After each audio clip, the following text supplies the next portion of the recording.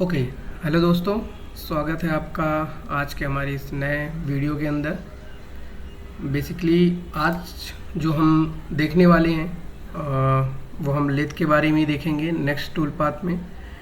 इससे पहले एक प्रीवियस हमने एक और वीडियो बनाया था जो कि लेथ के प्रोग्रामिंग के रिलेटेड में ही था, जिसमें हमने लेथ का स्टार्टिंग सेटअप कैसे रहेगा, प्लस लेथ के अंदर के जो फेसिंग, रफ और फिनिश टूल पाथ हैं, साथ में ड्रिल के टूल पाथ को हमने उसके अंदर एक्सप्लेन किया था कि आप किस तरीके से उसको यूज़ कर सकते हो।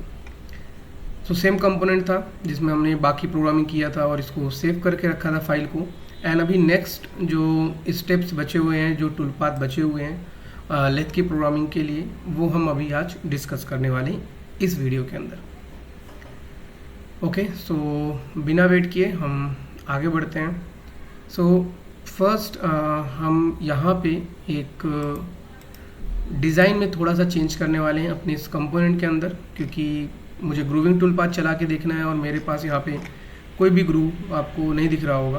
सो हम यहाँ पे ग्रूविंग जो है हम यहाँ पे ऐड करेंगे, जिसके लिए हम फर्स्ट अपने लेवल मैनेजर का यूज़ करेंगे, जिसके अंदर हमने एक यहाँ पे फर्स्ट लेवल के अंदर अपना मॉडल रखा हुआ है।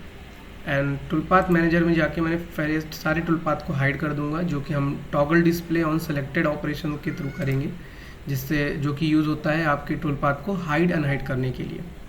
ओके, तो मैंने सारे टूल पाथ को हाइड किया है, सभी मेरे टूल पाथ चेक मार्क पे हैं यानी सेलेक्टेड हैं। सो हम यहाँ पे लेवल में जाएंगे एंड मैंने सेकेंड लेवल में इसके 2D ज्योमेट्री लास्ट सेशन में मैंने क्रिएट किया था, जो कि हमारे पास है। तो यहाँ पे हम एक नॉर्मल सा एक ग्रूव बनाएंगे। उसके लिए मैं वायर फ्रेम सेक्शन में जाके रेक्टेंगल ले लेता हूँ। सो अभी रेक्टेंगल लेने में मुझे पॉइंट्स लेने में थोड़ा सा डिफ़िकल्टीज होगी। सो मैं यहाँ पे रेक्टेंगल के अंदर ही सेकेंड ऑप्शन है रेक्टेंगुलर शेप, जिसमें हम ऑरिजिन डिसाइड कर सकते हैं। जैसे कि मैं इस पॉइंट को पिकअप कर लेता हूँ और कुछ इस जगह पे मैं ग्रूव को बनाने जा रहा हूँ। ओके, सो मैंने कुछ इस तरीके से यहाँ पे दिया हुआ है, जिसमें हमारा जो विड्थ रहेगा ग्रूव का वो हम रखने वाले हैं 7.5 mm।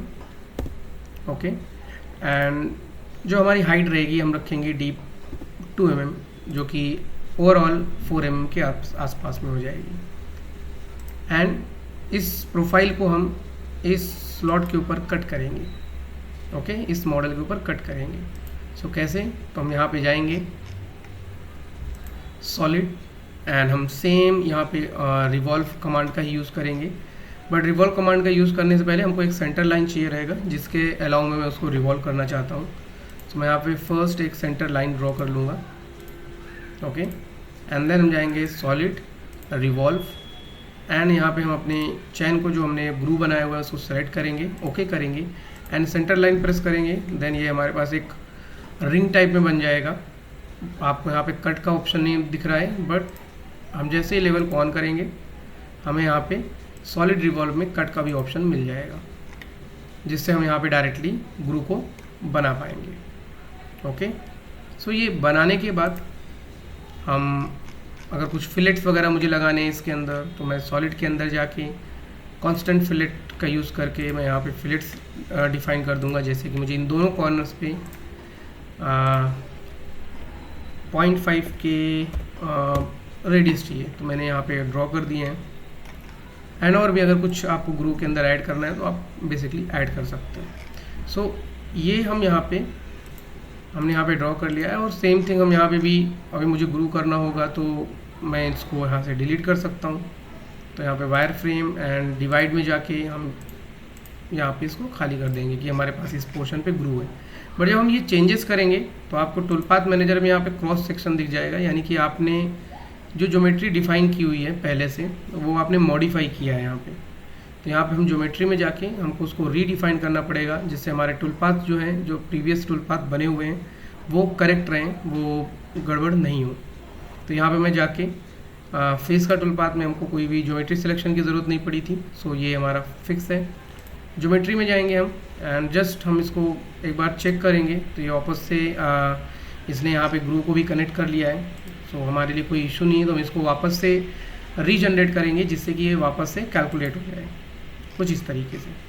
ओके, ये हमारे पास यहाँ पे रीजनरेट ऑल सेलेक्टेड ऑपरेशन का है ऑप्शन, जिसका यूज़ करके हम दोनों टूल पाथ को वापस से जनरेट कर देंगे। सो अभी हमने यहाँ पे लास्ट अपने सेशन के अंदर फेसिंग का टूल पाथ कर लिया था, रफिंग कर लिया था, फिनिश ओडी कर लिया था, ड्रिल कर लिया था, एंड साथ ही साथ हमने यहाँ पे आईडी में कुछ ऑपरेशन को परफॉर्म कर लिया था, यानी कि बोरिंग का भी ऑपरेशन हमने कर लिया था।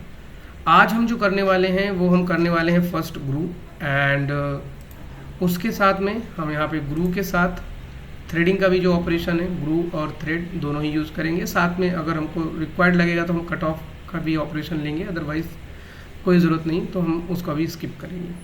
सो हम फर्स्ट ग्रूविंग लेने वाले हैं। सो जैसा मैंने बात किया था कल भी कि रफिंग फिनिशिंग ये जो ऑपरेशन है ये ओडी और आईडी के लिए सेम है। सो सेम थिंग यहाँ पे ग्रूविंग के लिए भी लागू होती है। ग्रूविंग का जो टूल पाथ है हमारा ग्रू, ये ओडी, आईडी, फेस, बैक सभी ग्रू के लिए अप्लीकेबल रहता है। सो हम जैसे ही लेंगे हमारे पास ये फर्स्ट चीज़ पॉपअप करेगा, ग्रूविंग ऑप्शंस। इसमें आपके पास क्या है कि आपके पास ग्रू किस टाइप का है उसको डिफाइन करने के अलग अलग मेथड्स हैं। ओके, सो आप कैसे ग्रू डिफाइन करना चाहते हो, चैन के थ्रू डिफाइन करना चाहते हो, पॉइंट के थ्रू डिफाइन करना चाहते हो, आप 3 लाइंस डिफाइन करना चाहते हो, तो आप ये कर सकते हो। बट हाँ, आप इजी तरीके से इजी वे में बोलें तो बाकी सारे ऑप्शन को एक्सप्लोर करने की भी ज़रूरत नहीं है। आप डायरेक्ट मल्टीपल चैन ले लीजिए, 1 ग्रू रहेगा, 2 ग्रू रहेंगे, जितने भी मल्टीपल ग्रूस रहेंगे वो उनको सेलेक्ट कर सकते हो आप। जैसे आप ओके करोगे सेम डायलॉग बॉक्स आपको मिल जाएगा वायरफ्रेम चैनिंग का। तो मैं यहाँ पे दे दूंगा कि मेरा ये जो पोर्शन है, मेरा टूल जो है इस साइड से काउंटिंग करेगा एंड इस साइड से एग्जिट करेगा। तो मैंने यहाँ पे दे दिया है, यहाँ से लेके यहाँ तक का जो एरिया है ये ग्रूविंग में मुझे कट करना है। ओके करेंगे।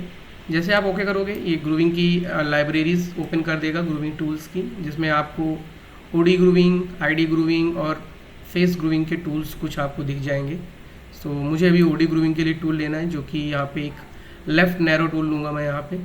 सो इसका इंसर्ट का विड्थ कितना है, तो आप बेसिकली जितने भी टूल्स यहाँ पे बने हुए हैं सभी की विड्थ यहाँ पे लिखी हुई है, W1.85, W4। सो आप इसको डबल क्लिक करके मॉडिफाई कर सकते हैं, सेम एज हमारे जो टर्निंग टूल मॉडिफाई कर रहे थे हम।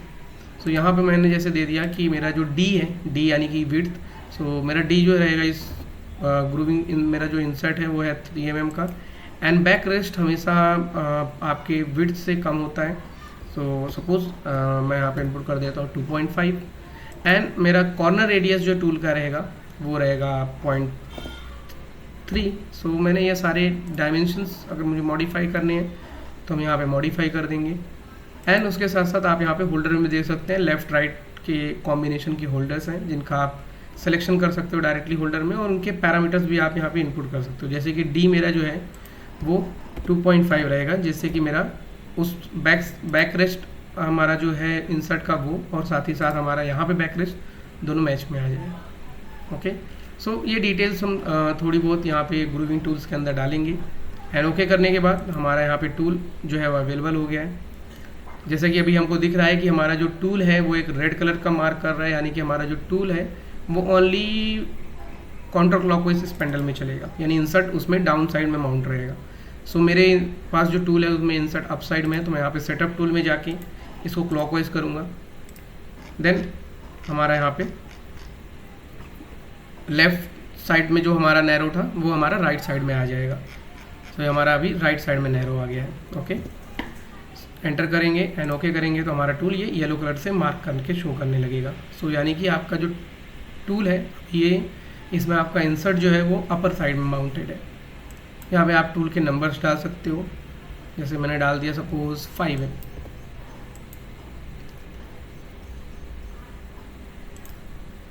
देन यहाँ पे आप फीड रेट डाल सकते हैं, जैसे मैंने 0.1 रखा हुआ है रफिंग के लिए। फिनिश फीड रेट, क्योंकि रफिंग हमारे ग्रूविंग के टूल पाथ के अंदर रफिंग और फिनिशिंग दोनों के पैरामीटर्स आप एक साथ डाल सकते हो। एंड अगर आप टूल डिफरेंट यूज़ करना चाहते हैं देन आप अलग अलग भी यूज़ कर सकते हो। ओके, मैं सेम टूल से रफ फिनिश दोनों करने वाला हूँ, तो मैंने यहाँ पे रफिंग का फीड रेट एंड फिनिशिंग का फीड रेट सपोज मैंने रख दिया है 0.075।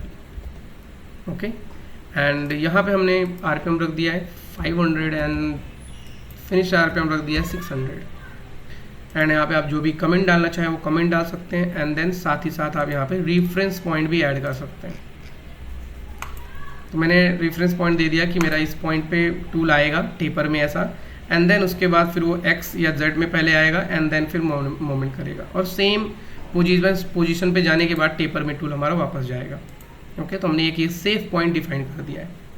तो सेकेंड स्टेप में जाएंगे तो आपको यहाँ पे दिख जाएगा ओडी, आईडी, फेस, बैक। तो ये ग्रूविंग के फंडामेंटल्स हैं। जैसे जैसे आप प्रोफाइल सेलेक्ट करोगे उसके हिसाब से ये सेलेक्ट कर लेता है। सो आपको डिफाइन नहीं करना है, जस्ट आपको पता होना चाहिए कि वो जब आप कोई भी आईडी में टूल पाथ बना रहे हो, फेस ओडी में बना रहे हो, तो आपका यहाँ पे टूल ऑटोमेटिक सिलेक्शन हो जाना चाहिए। नहीं है तो आप मैनुअली भी सिलेक्ट कर सकते हैं कि मेरा टूल ऐसे रहेगा, या फिर आप यहाँ से ओडी आईडी भी सिलेक्ट कर सकते हो कि आईडी मशीनिंग कर रहा हूँ या मैं ओडी भी मशीनिंग कर रहा हूँ, तो ये आप सेलेक्ट कर सकते हैं खुद भी। Use stock for outer boundary हमेशा सेलेक्ट कर देना है, जिससे कि आपका जो भी स्टॉक आउटर साइड में रहेगा उसको वो काउंट करेगा। एक्सटेंड ग्रू टू स्टॉक, तो ये बेसिकली आपका अगर कोई भी टेपर वॉल है तो उसको टेंजेंटली एग्जिट करने के लिए आपको यहाँ पे एक्सटेंड ग्रू वॉल का सपोर्ट मिल जाता है, जिसमें आपका वो एंट्री जो है वो एक तरीके से वॉल को एक टेपर में आके वो एंट्री करेगा। अदरवाइज आप हमेशा पैरेलल टू ग्रू एंगल भी रख सकते हो। देन यहाँ पे हम जाएंगे थर्ड स्टेप में, तो हमारे पास रफ आ जाएगा एंड फोर्थ स्टेप में फिनिश आएगा। आप इनको चेक मार्क अनटिक करके बंद भी कर सकते हो। जैसे मैं इसके अंदर सिर्फ रफ करना चाहता हूँ तो फिनिश का पैरामीटर मैं पूरा ऑफ कर सकता हूँ, फिनिश का टूल पाथ परफॉर्म नहीं होगा। Okay, and same thing rough के अंदर भी है। सो रफ में क्या क्या चीज़ें हैं ग्रूविंग के अंदर? सो रफ में ग्रूविंग के अंदर हमारे पास फर्स्ट चीज़ आ जाती है जिसका नाम है स्टॉक क्लियरेंस, यानी कि जो हमारा ये पार्ट है, हमारा टूल जब आएगा कटिंग करेगा तो कटिंग करते समय वो कितना mm ऊपर उठ के दूसरे पोजीशन पे शिफ्ट होगा, वो हमारा रहेगा स्टॉक क्लियरेंस। तो वो हमने जो स्टॉक है हमने उससे 2 mm दिया हुआ है, तो इसको आप कम भी कर सकते हो या फिर और ज़्यादा बढ़ाना चाहते हो तो आप वो भी कर सकते हो। यहाँ पे परसेंटेज ऑफ टूल विड्थ रहता है जो कि स्टेप ओवर रहता है यहाँ पे ग्रूविंग टूल का, क्योंकि अभी हमारे पास हमने टूल लिया है 3 mm का इंसर्ट लिया हुआ है, बट हमारा जो ग्रू है 7.5 का है, तो उसको एक ग्रू करने के बाद उसको शिफ्ट होना पड़ेगा। तो शिफ्ट कितना करेगा वो इंसर्ट का? तो 75% ऑफ द इंसर्ट विड्थ वो जाके आपका शिफ्ट करेगा। एंड उसके बाद यहाँ पे कितना स्टॉक बचेगा वो आप यहाँ पे दे सकते हैं। बैक ऑफ है, बैक ऑफ जो वर्किंग है, अगर आप ग्रू फर्स्ट बार कट कर रहा है तो कोई भी बैक ऑफ काउंट नहीं करता है, जैसा आपको यहाँ पे एक सिंगल लाइन दिख रही होगी।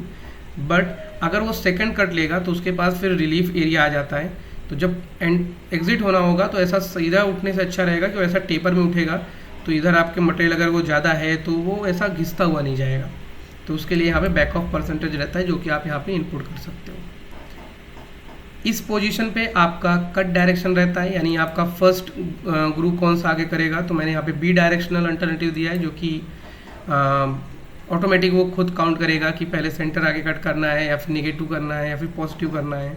ओके, या फिर आप चैन डायरेक्शन दे सकते हो, जैसा आपने चैन सिलेक्शन किया है वैसा पहले आगे ग्रू करेगा वो, या फिर आप पॉजिटिव एंड निगेटिव इनको भी चूज़ करते हो। ये भी सिंपली आपका ग्रूविंग फर्स्ट कहाँ पे करेगा, इस साइड करेगा, सेंटर करेगा या बैक साइड करेगा, उस पर्पज़ के लिए। तो इससे ज़्यादा कुछ मीनिंग नहीं निकलता है। आप इसको बी डायरेक्शनल भी छोड़ सकते हैं, या फिर अगर आपको रिक्वायर्ड है कि नहीं मेरा टूल जो है फर्स्ट ग्रू इस साइड करे देन फिर सेकंड ग्रू इस साइड करे या ऐसे से करता हुआ जाए, तो आप वो यहाँ पे डाल सकते हो। देन यहाँ पे हमारे पास रिट्रैक्ट मूव रहता है, यानी कि जब कटिंग करेगा एंड एग्जिट करना रहेगा तो रैपिड में जाएगा, या फिर आप उसको फीड रेट असाइन करना चाहते हो तो वो भी आप यहाँ पे कर सकते हो। प्लंजिंग फीड रेट, यानी जब प्लंज करेगा एक तरीके से आपके वर्क पीस के ऊपर उतरेगा तो उसका फीड रेट क्या रहेगा वो आप यहाँ पे दे सकते हो। अगर आपको कुछ भी एक ग्रूविंग होने के बाद दूसरे ग्रूविंग के लिए जाने के टाइम पे कुछ आपको ड्वेल टाइम रखना है तो आप यहाँ पे सेकेंड या फिर रिवॉल्यूशन के अकॉर्डिंग यहाँ पे आप उसके ड्वेल टाइम का आप रख सकते हो।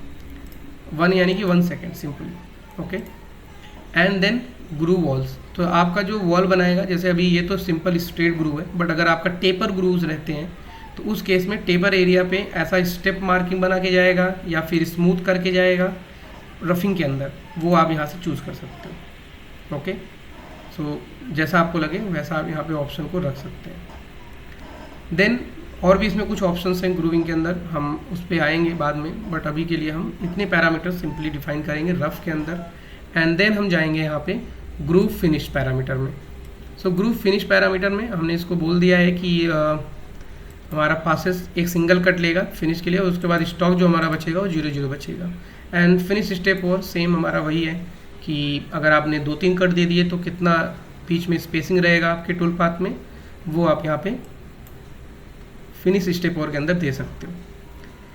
एंड जब फिनिशिंग करेगा तो ग्रूविंग का फिनिशिंग बेसिकली एक सिंगल बार में नहीं रहता, वो एक हाफ पोर्शन देन एक हाफ पोर्शन लेके फिनिशिंग करता है। तो उनके बीच में अगर आप कुछ ओवरलैप डालना चाहते हैं तो वो भी आप यहाँ पे ओवरलैप अमाउंट भी डाल सकते हैं, जिससे कि आपका मार्किंग ड्रॉप नहीं करेगा। वो कोई अंडरकट है अगर तो आप अंडरकट को ले सकते हो, बट अंडरकट के लिए आपने टूल तो ऐसा नहीं लिया है तो आप इसको इग्नोर करके रख सकते हैं। ये बेसिकली कब यूज़ हुआ, क्योंकि ग्रूविंग में नोज वाले भी टूल आते हैं जो कि अंडरकट के लिए एप्लीकेबल होते हैं, तो उसके लिए यहाँ पे अवेलेबल मिलता है आपको। ये लीड इन यहाँ पे है, तो आपको जैसा कि रफिंग के अंदर लीड इन देखने को नहीं मिलता है, सिर्फ फिनिशिंग के अंदर मिलता है। सो फिनिशिंग में आउट नहीं मिलता है, दोनों ही लीड इन है, क्योंकि एक सिंगल इधर से आएगा फिर देन इधर से आएगा, तो दोनों का लीड इन कैसे रहेगा। तो अभी हमारे पास स्ट्रेट ग्रूव है तो मैंने स्ट्रेट दे दिया है कि हमारा ये एंटर ऐसे करेगा, एंड हमने 1 mm का दे दिया है, एंड सेकेंडरी में भी हमने सेम रख दिया है 1 mm। सो डायरेक्ट ऐसा आएगा, फिनिशिंग करेगा और निकल जाएगा। ओके करेंगे। सो ये सारी डिटेल्स हमने इसके अंदर फिल आउट कर दी है, एंड देन ओके करने के बाद हमारे पास यहाँ पे ग्रूविंग का टूल पाथ जनरेट हो जाएगा।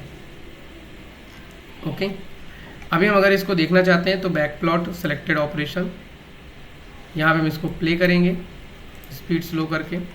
तो जैसा हमने एक सेफ पॉइंट डिफाइन किया है वहाँ तक टूल हमारा एक टेपर में आएगा, एंड देन आके वो डायरेक्टली ग्रू कर देगा। अभी ये जब ग्रू करने आ रहा है, जैसे सपोज हमारे पास ये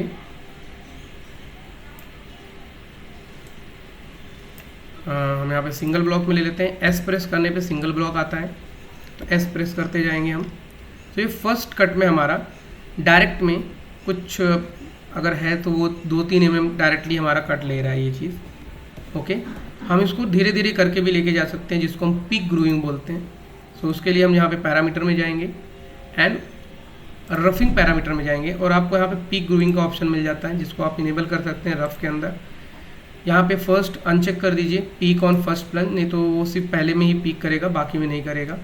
तो आप यहाँ पे दे सकते हैं कि मैंने जैसे दे दिया, यहाँ पे आप चाहो तो डेप्थ भी डाल सकते हो, 1-1 mm करके जाए, या फिर आप ये भी बता सकते हो कि 3 बार में वो इसको ख़त्म करेगा।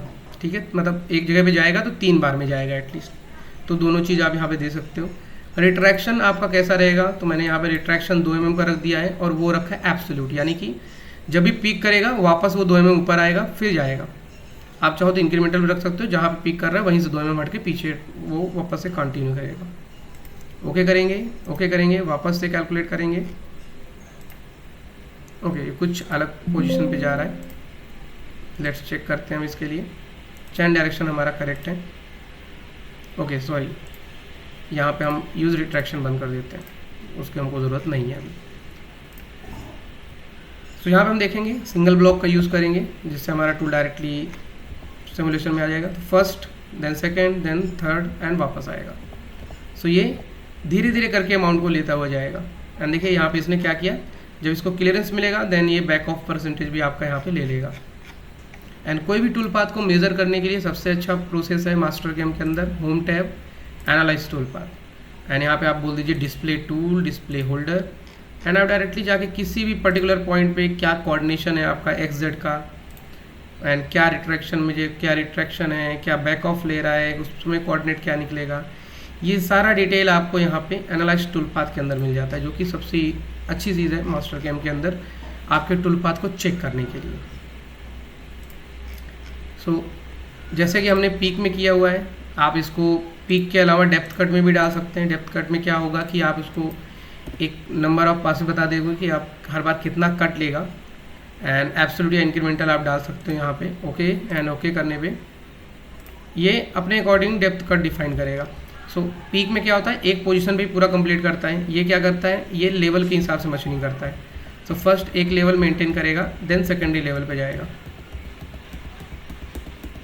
तो दोनों ऑप्शंस आपको मिल जाते हैं यहाँ पे ग्रूविंग के अंदर, पीक ग्रूविंग या फिर आप डेप्थ कट का भी यूज़ कर सकते हैं।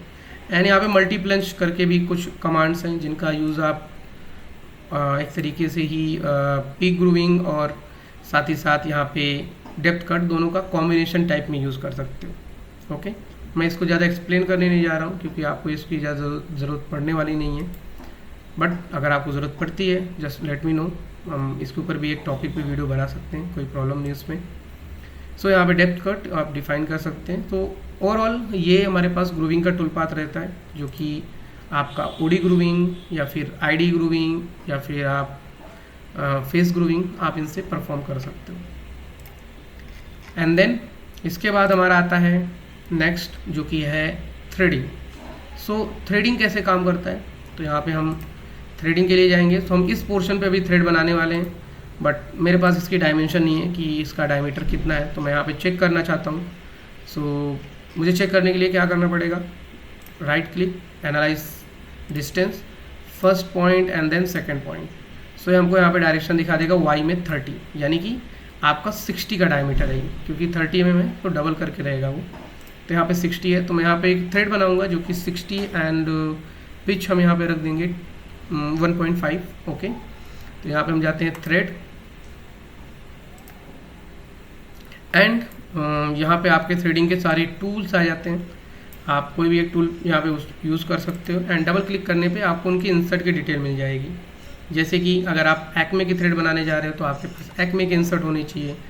सो थ्रेडिंग में सिंपल कॉन्सेप्ट है, जैसा शेप रहता है हमारे इंसर्ट का, वो सेम चीज़ को वो पिच के हिसाब से फीडेड में डाल देता है, जो कि हमारा थ्रेड कहलाता है।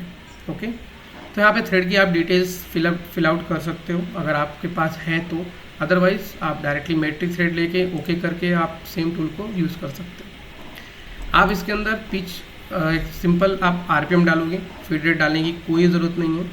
यहाँ पे हमने जैसे रख दिया है 700 का आरपीएम। सो फीड रेट वो पिच के और पिच इंटू आरपीएम मल्टीप्लाई करके वो इनपुट कर देगा। रेफरेंस पॉइंट, सो सेफ पॉइंट डालना बहुत इंपॉर्टेंट है हमेशा ही, ये हमको ध्यान रखना है। हमने इनपुट कर दिया यहाँ पे। अभी जाएंगे हम थ्रेड शेप पैरामीटर में।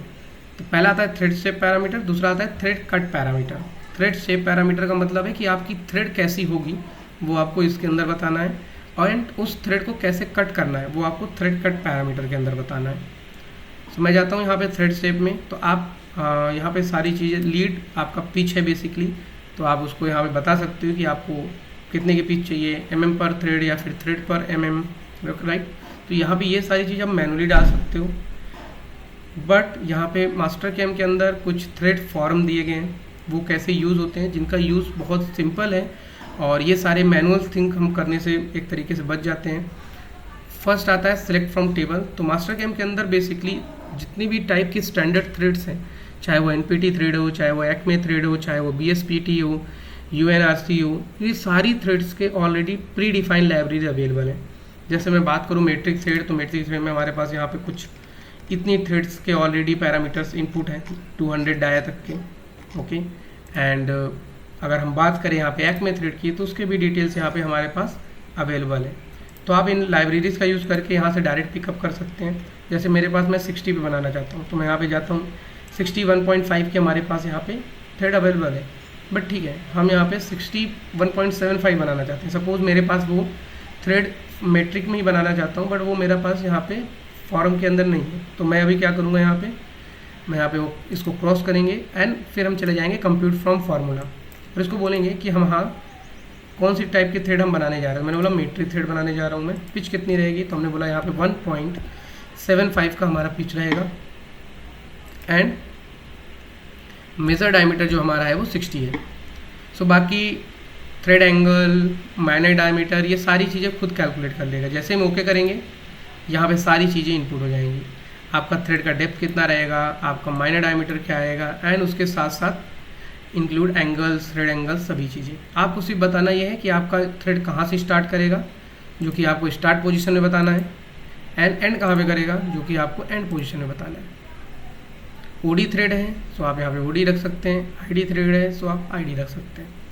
उसके साथ अगर आपके पास टेपर थ्रेड है तो आप यहाँ पे टेपर एंगल भी दे सकते हैं। जैसे आप टेपर एंगल देंगे आपका थ्रेड जो है वो टेपर में बन जाएगा। ओके, देन आएगा यहाँ पे हमारे पास सेलेक्ट फ्रॉम टेबल अलाउंसेस। अगर आपको कुछ भी अलाउंसेस छोड़ने हैं, यानी कि स्टॉक कुछ आपको छोड़ के रखना है, मेजर्ड अलाउंसेस, माइनर अलाउंसेस, तो आप यहाँ पे रख सकते हैं, या फिर आप टेबल से भी यहाँ से कॉल कर सकते हो कि आपको कुछ अलाउंसेस छोड़ने हैं इसके अंदर, थ्रेड्स के अंदर। ओके,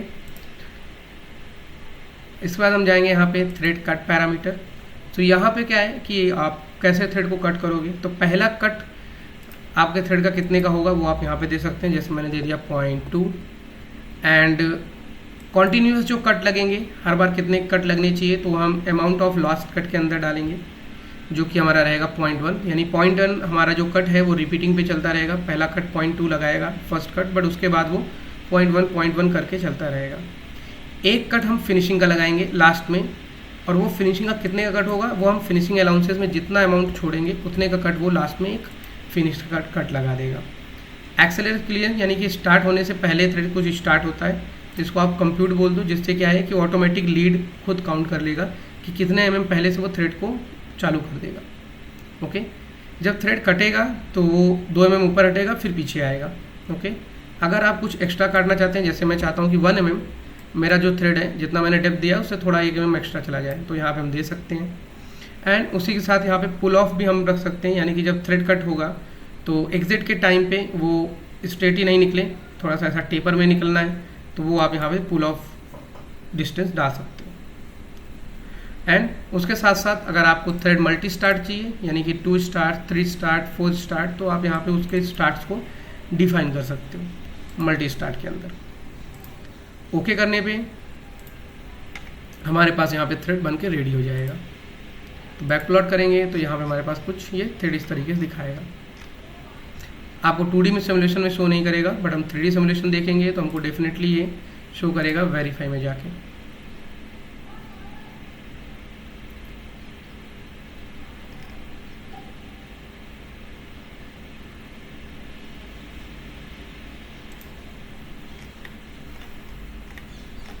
यहाँ पे इसको हम प्ले करेंगे, हमारा जो थ्रेड है कुछ इस तरीके से बन के रेडी हो जाएगा हमारे लिए। वेरीफाई XY क्लिपिंग, एंड हम यहाँ पे इसके क्लिपिंग में इसको चेक कर सकते हैं।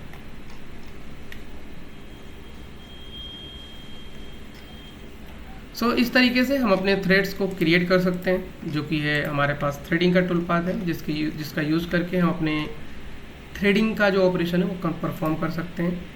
एंड जब भी आप प्रोग्रामिंग कंप्लीट कर लेंगे, जैसे मेरे पास ये पार्ट की प्रोग्रामिंग कंप्लीट हो चुकी है, सो आप यहाँ पे जीवन करेंगे, जैसे कि मैं अभी नहीं कर सकता हूँ क्योंकि मेरे पास एक लर्निंग एडिशन है, बट आप जीवन करेंगे, आपके पास लाइसेंस वर्जन रहेगा, तो आपको ये आउटपुट यहाँ से निकाल देगा। थ्रेडिंग के आउटपुट लेने के 3 मेथड्स हैं जो कि आपको थ्रेड कट पैरामीटर में मिल जाएंगे। पहला आता है कैनेट, जो कि आपको 76 के अंदर सपोर्ट देता है। दूसरा आता है लॉन्ग हेड, जो कि आपको 32 के अंदर बेसिकली 32 नहीं तो फिर 92 के अंदर आपको लॉन्ग हेड में दे देगा, एंड बॉक्स में दे देगा आपको 32 आई थिंक। आप चेक कर सकते हैं 3 टाइप के आपको साइकिल सपोर्ट्स मिल जाते हैं थ्रेडिंग के आउटपुट के अंदर मास्टर कैम में। सो ये सारी चीज़ थी हमारे जनरल टूल पाथ में, facing, drilling, finish, rough and thread and grooving tool path में। अदर जो रेस्ट ऑफ टूल पाथ हैं ये स्पेशल पर्पस टूल पाथ हैं, सो हम आगे की वीडियोस में इसको कवर अप करेंगे। बट एक चीज़ हम और इस वीडियो में कवर अप करना चाहते हैं। सपोज मेरा यहाँ पे फर्स्ट सेटअप कंप्लीट हो गया है, अब मुझे सेकंड सेटअप लगाना है, बट मुझे दूसरी फाइल क्रिएट नहीं करनी है। सो मास्टर कैम के अंदर सेकंड सेटअप लगाना बहुत ज़्यादा ईजी है। हम फर्स्ट लेवल में जाएंगे और अपना मॉडल जो है वो हम ऑन कर लेंगे, टूल पाथ में जाएंगे, एंड फर्स्ट हम जाएंगे मशीन ग्रुप में, और एंड राइट क्लिक करके हम यहाँ पे इसको बोलेंगे ग्रुप पे, और बोलेंगे नया टूल पाथ ग्रुप, यानी कि हम एक न्यू ग्रुप को यहाँ पे बनाएंगे। आप इन ग्रुप्स को नाम दे सकते हो, जैसे मैं इस ग्रुप को डबल क्लिक करूँगा तो मैं यहाँ पे इसको नाम दे सकता हूँ first setup, and then second के लिए हम यहाँ पे क्लिक करेंगे एंड टाइप करेंगे सेकंड एंड सेटअप। एंड अब हम यहाँ पे इसका सेकंड सेटअप लगाएंगे, तो उसके लिए हम ऑप्शन यूज़ करेंगे पार्ट हैंडलिंग के अंदर स्टॉक फ्लिप का, जिसके अंदर हम क्या करेंगे कि हमारा ज्योमेट्री कौन सा है वो हम सिलेक्ट करेंगे। यहाँ पे ट्रांसफ़र ज्योमेट्री, हम पूरा यहाँ पे ज्योमेट्री को सिलेक्शन करेंगे, विंडो सिलेक्शन, एंड देन ये अभी आपका ओरिजिनल पोजीशन क्या है, Z आपका 0 है। ट्रांसफ़र पोजीशन कौन सा Z आपको लेके जाके फ्रंट पे रखना है, यानी कि आपका Z जो है टोटल पार्ट का वो यहाँ पे आपको बताना है। आप मैनुअली डाल सकते हो, नहीं पता है तो आप सिंपल यहाँ पे सेलेक्ट कीजिए एंड डायरेक्टली जाके आपके पार्ट का जो एंड है वो आप यहाँ पे डिफाइन कर दीजिए। देन अभी आपके जो चक की माउंटिंग पोजीशन है वो कुछ यहाँ पे है, आप सेकेंड सेटअप में कैसे पकड़ने वाले हैं वो भी आप यहाँ पे डिफाइन कर सकते हैं। जैसे आप क्लिक करेंगे, ओके, जैसे आप क्लिक करेंगे यहाँ पे चक का जो माउंटिंग है वो आपको दिखा देगा। डायमीटर हम सेलेक्ट कर सकते हैं, जैसे कि मेरा जो डायमीटर है वो 60 पे माउंटेड होगा, ऐसा मैंने यहाँ पे इसको दे दिया है। ओके करेंगे, सो हमने वहाँ पे डायमीटर में कुछ चेंजेस किए थे, तो यहाँ पे हमारे पास ये माउंटिंग आ गया। जेड को हम डिफाइन कर सकते हैं, कितना भी पोजीशन बैक रहेगा, लाइक जेड माइनस में 45 है, तो मैं इसको 20 mm देना चाहता हूँ माइनस में, एंड ओके करेंगे। सॉरी, माइनस में और ज़्यादा लेके जाएंगे, माइनस में 60 रख देते हैं।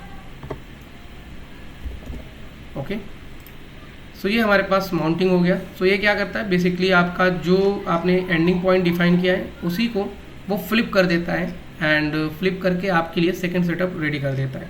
सो स्टॉक फ्लिप का कोई भी आउटपुट नहीं निकलता है, ये जस्ट आपके सेकंड सेटअप को रेडी करने के लिए यहाँ पे रखा गया है।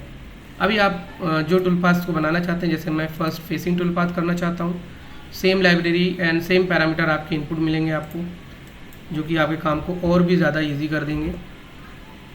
ओके, फेसिंग पैरामीटर भी ऑलरेडी फिलअप मिलेंगे जो हमने सेम अपने प्रीवियस टूल पाथ में इनपुट किए हुए हैं, और आपका फेसिंग टूल पाथ एक सेकंड सेटअप के लिए जस्ट 1-2 सेकंड में रेडी हो जाएगा। तो ये एक बेस्ट पार्ट है मास्टर कैम के अंदर, स्टॉक फ्लिप ऑप्शन का यूज़ करके आप अपने सेकंड सेटअप को भी एक ही फाइल के अंदर बना सकते हो, एंड दोनों का ही आउटपुट आप अलग अलग असाइन करके निकाल सकते हो। सो ये था ओवरऑल जो लेथ के जनरल टूल पाथ हैं उनके बारे में। हम आगे चल के जो हमारे स्पेसिफिक टूल पाथ हैं जिनका एक तरीके से आप यूज़ करके अपने एडवांस फीचर्स को इनेबल करके आप अपने साइकिल टाइम को रिड्यूस कर सकते हो टर्निंग के अंदर, एंड कुछ कस्टमाइज थ्रेड्स भी आप बना सकते हो कस्टम थ्रेड फीचर के द्वारा यहाँ पे लेथ के अंदर। सो हम ये नेक्स्ट अपने फ्यूचर वीडियोस के अंदर वो चीज़ कवर अप करेंगे, एंड उसके साथ साथ हमारा नेक्स्ट टॉपिक जो रहेगा वो रहेगा लेथ प्लस CNY, यानी कि टर्न मिल की प्रोग्रामिंग आप मास्टर कैम के अंदर कैसे कर सकते हैं, वो हम फीचर्स देखने वाले हैं अपने नेक्स्ट वीडियो में। सो होप आप लोगों को ये वीडियो पसंद आया होगा, एंड आप देखो और अपने दोस्तों को भी शेयर करो, एंड कोशिश करो कि लाइक एंड सब्सक्राइब आप बनाते रहो, जिससे कि और भी वीडियोस मैं जल्दी जल्दी करके यहाँ पे डालता रहूँ। ओके, सो धन्यवाद, मिलते हैं नेक्स्ट वीडियो में।